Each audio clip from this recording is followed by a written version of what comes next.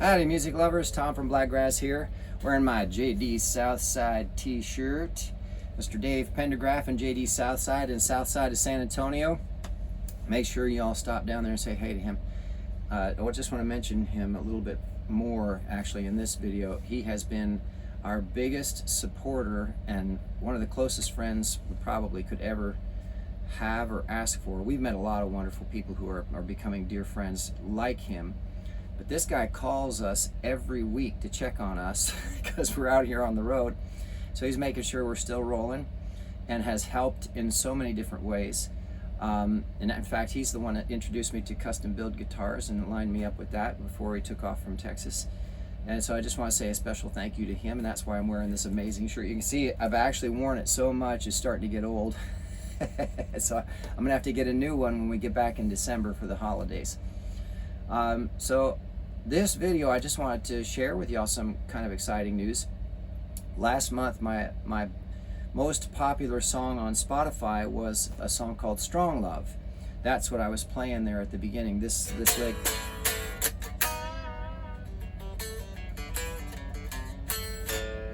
That's the beginning of Strong Love. It's how it starts and how it ends, and it happens in the middle a couple times too. I'll talk more about that in a second. But first off, thank you to everybody who's been listening to the songs. Thank you to everybody who's been subscribing and liking our stuff and commenting. So many nice people, so many nice comments too. It means a lot to us. You know, we're out here full time, and so it's easy to get inside your head and wonder if you're doing the right thing, or maybe we should change what we're doing, or maybe this is a huge mistake. It's a good thing that we really love doing it though, because that helps keep us going. But even better is when folks like yourself watch the videos and then comment and give us just a little bit of encouragement.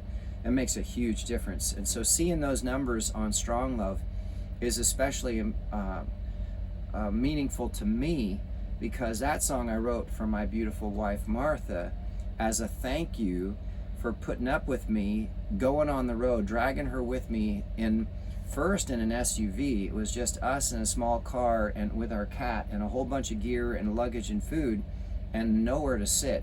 We literally were driving in the SUV with, you know, the cat on our lap and stuff down at our feet and, you know, piled up to behind our heads, going from show to show, loading into hotels and out of hotels and going to restaurants to eat and then loading back in to go to the show and then get back from the show tired, load into the hotel the next morning to load out to the car. Crazy. So after a couple months of that, we decided, okay, it looks like people like what we're doing. We got some market research here. We know our price point. Let's get a camper. So we liquidated some assets and bought a camper outright. Rufus, as you know, is older and has a tendency to need some love and attention occasionally, and which we're dealing with now, and you'll see some more details about that soon. But he has got us down the road consistently, and we're extremely grateful for that. And it's been so much easier because we're not in and out of hotels and not in and out of restaurants, and when we show up to a show, we park there and we're home, you know. So it has been a much different experience with that. And so all this time now, a year and a half plus, we've been traveling in this tiny little space. And I gotta be honest, I don't know how many of y'all watch, you know, more of our videos, but I don't always smell good. Sometimes I get, you know, sweaty from shows or just too long without a shower, and she puts up with it, and it's pretty amazing. So this song was a thank you to her. So basically, if you read the words, you can see at the beginning, actually it talks about, I don't care what the neighbors say. If you look behind me, there's a sign over here.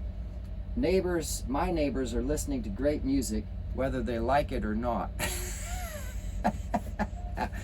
I was sitting up front trying to think of words for this song, and that sign caught my attention. And that's where that line comes from. I don't care what the neighbors say. The games that people play, yeah.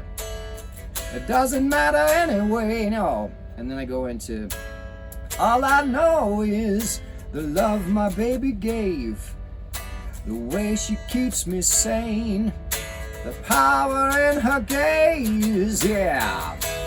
Now, that obviously is an ode to the love that I have for this beautiful woman and the amazing force of inspiration that she has been in my life. But the cool part for me as a musician is all the weird stuff that's happening in that song that you may not realize.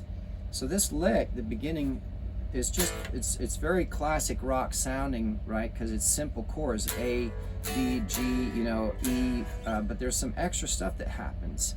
For instance, on this intro lick, right? It's basically taking the notes here.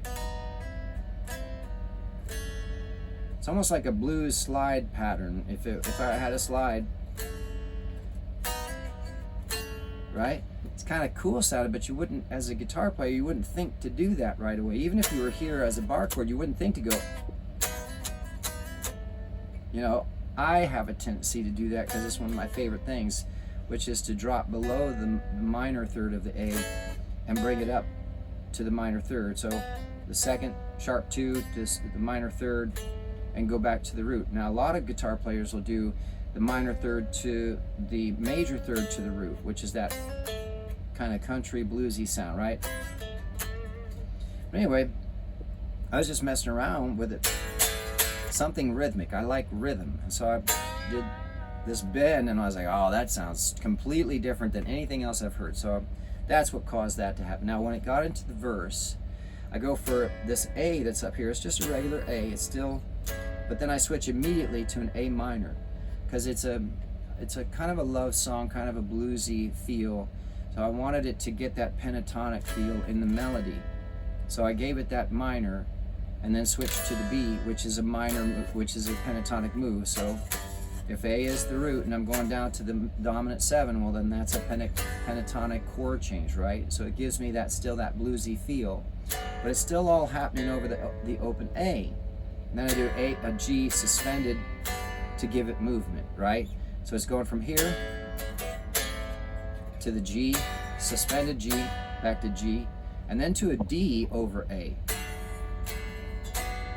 And I'm bringing up the what is this? I think that's the 5th, right? So to major 6, but I'm voicing it different. I'm not voicing the D this way. I don't want it to sound like a regular D. I wanted it to sound different and have the same movement as this G. And then I end it on the A again. That old blues, walk it up with 6ths, right? So it's all, you know, over basically just the A, the G, D, real simple chords, right? But then adding these little pieces in to give it movement. Now, I wanted, before I get into the chorus explaining what that does, I wanted to show how in other songs I use movement like that because I'm a huge fan of interesting subtleties, right? And then that happens a lot in jazz music. That's why, you know, jazz players, they've got a lot of chords. They'll be moving all over the place with just stuff. And then end on the chord that they want to end on, right? It's almost like they're playing notes, but instead of just one note, they're playing not just double stops, but whole chords to get to someplace. They're walking you to where they want you to land. So the same thing happens in You Never Listen. It's kind of a jazz thing that I stole from the Police and then created my own walk down. See, so this is a C, and the bass line is walking up G, A, C, D. Now I've got that flat 5 in there if it were a C, but the bass is walking up to the A. So that makes it a 6, right? And that goes to the C, same thing. And that's a C9, right? So it's this walk,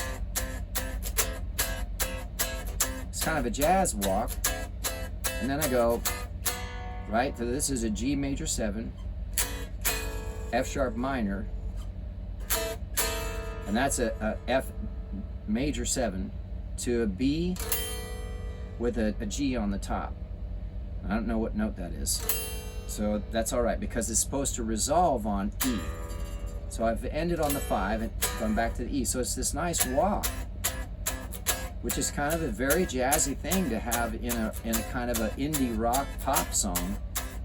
It's got a Motown feel, and all of a sudden this jazz bridge.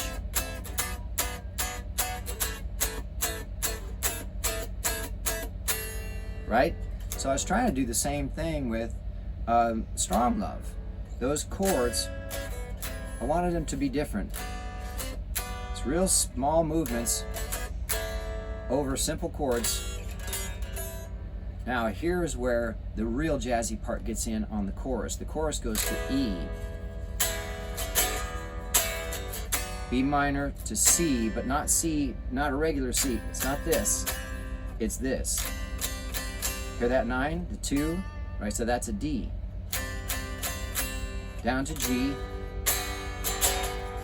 Why? Because I want the chorus to be an E, so I went for that major side of the E. Even though I was E major to start, kind of shifts the key a little bit, but still within that pentatonic of the E. To a D minor, which when I first did it, I was like, oh, I don't know if that works, but it ended up working great with the melody.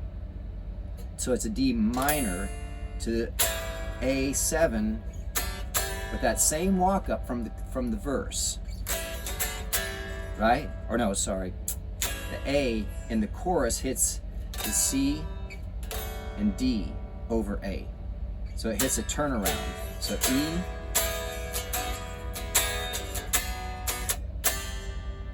so that's the C's 9, G, B minor, A7. There's that turnaround. And the solo is even simpler. It's just, which builds rhythmically. By the end of it's going,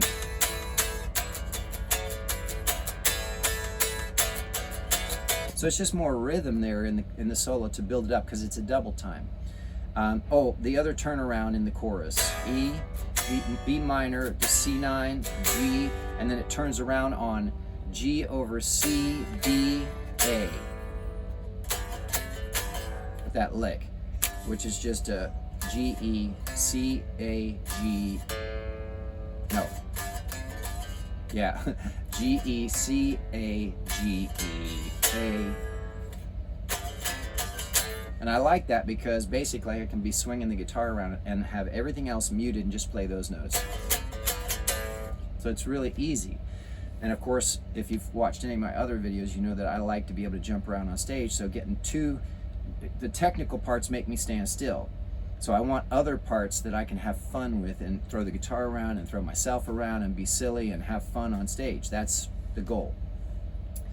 So anyway, it starts out as a slow kind of medium tempo song, and then double times for the chorus, and then goes back to the slow halftime for the last chorus out and the ending. So it's basically a love song with a really fast climactic center, right? So that's Strong Love, and the words obviously are about the fact that, you know, she keeps me going every day. I'm inspired by her every day. So that's what that song is about, and thank you to everybody for listening to my song.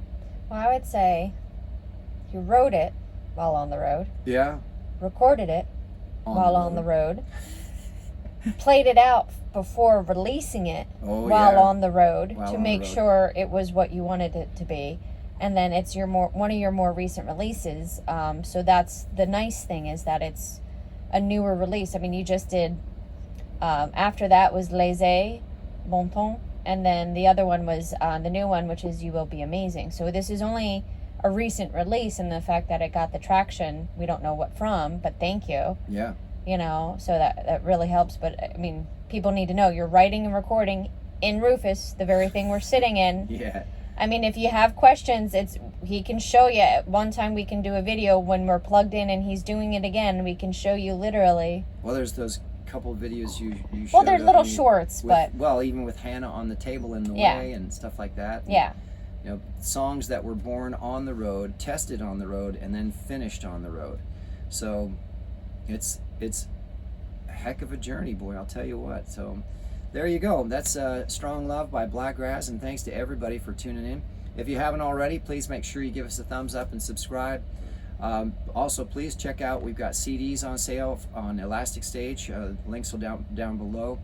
Obviously, any comments or anything, or listen on Spotify or Apple or any of the streaming services. I got 113 songs published now in 11 different styles. So if you don't like one, you'll find something else. We're consistently weekly posting either music videos or lyric videos as well. Yeah. I'm trying to keep up with it, but lyric videos so they can learn the lyrics and sing along, since, you know, for a lot of people it's brand new. That's going to be fun, is when people come to shows and actually start singing. I've had that happen a couple times so far. Usually I'm teaching folks and they'll get it by the middle of the song, but there's been a couple times I've played shows where I saw somebody singing the words and I got nervous that I was going to mess up because I was all singing. It's like, don't mess up, they know the words. Terry and Jeff. Yeah, Terry and Jeff. Oh man, that was funny, because I'm watching her singing along and I'm like, don't get distracted, you'll mess up, and then she'll make fun of you, you know. So that was cool. But big thanks to JD Southside, Dave Pendergraph, Terry and Jeff, and everybody. We've met so many wonderful people. And thanks for tuning in, everybody. Hopefully we'll see you at a show real soon.